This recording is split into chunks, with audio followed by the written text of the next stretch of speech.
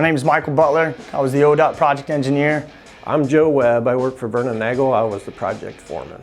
Lynn Hoyt, ODOT project inspector. My name is Todd Nort. I was inspector for ODOT on the project. Morgan Montgomery, Vernon Nagel, operations manager. The project consisted of intersection improvement with a roundabout of US 127, US 224 and Marsh Road.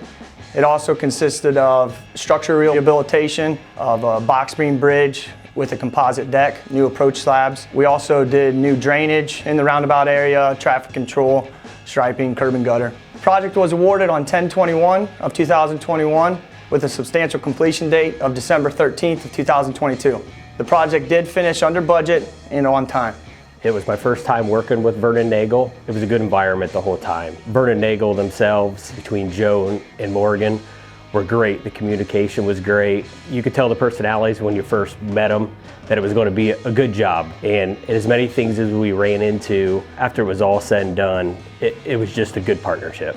It's really a team approach from the start, and some ODOT projects can be combative, but that's not the case coming out of District 1.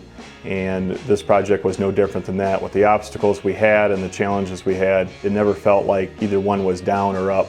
With this roundabout being the first one in the county, the department thought it would be beneficial if we held a demonstration at the Vantage Career Center. We had young drivers come into Vantage Career Center and we set up a mock roundabout, and we used golf carts to learn how to maneuver through a roundabout safely. The majority of the kids did very well.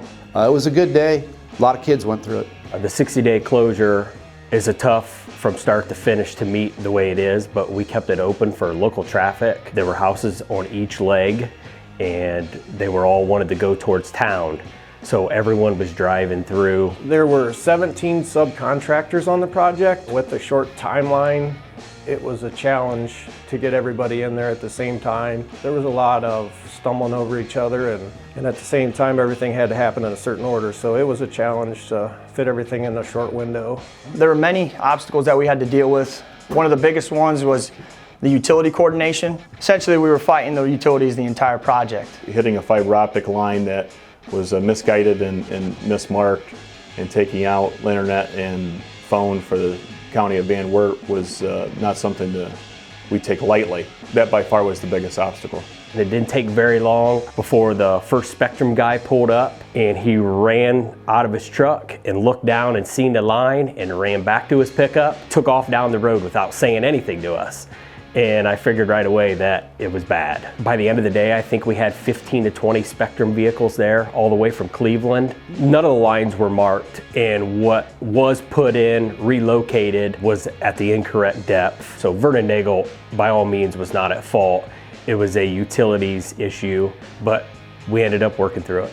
There was also a plan error where a substantial drainage line that ran quite a bit of water on the southwestern side of the project wasn't on the plan, so we didn't know about it, and it was directly below one of our main drainage outlet. That proposed a lot of water issues for us throughout the project. We did a pilot down there to expose the pipe, and the third party utility company was there that day, and we exposed the pipe. That way everybody could see whose fault it was and who was at fault.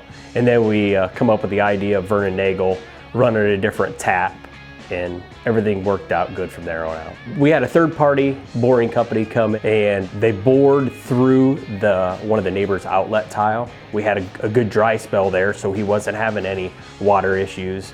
And then all it took was another rain, and we realized we had a big problem. He had quite the mess. It was trying to flood his basement, and he was pretty upset about it. We did what we could, and we went ahead and dug him in a new line to accommodate that and get him taken care of right away. We talked to him and let him know that it's going to get resolved, it's going to get fixed, and we kept him up to date every day. Through the utility conflicts on the project, Michael and I were able to talk verbally without getting too in depth with claim process. The contractor was great to work with. We were able to solve problems at the lowest level possible, making decisions in the field to keep the project moving and keep us on schedule. Everybody had great ideas.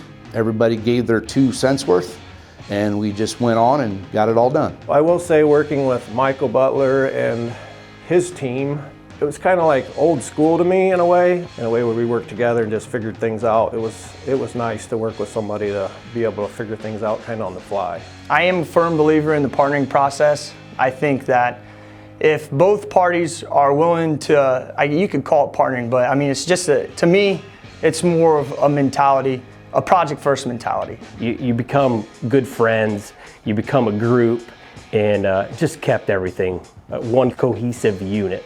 If you leave an open door policy to the district, and ODOT in turn shows that, the project can be so much smoother, so much more lucrative, and everybody has a sense of accomplishment at the end that is satisfying to all.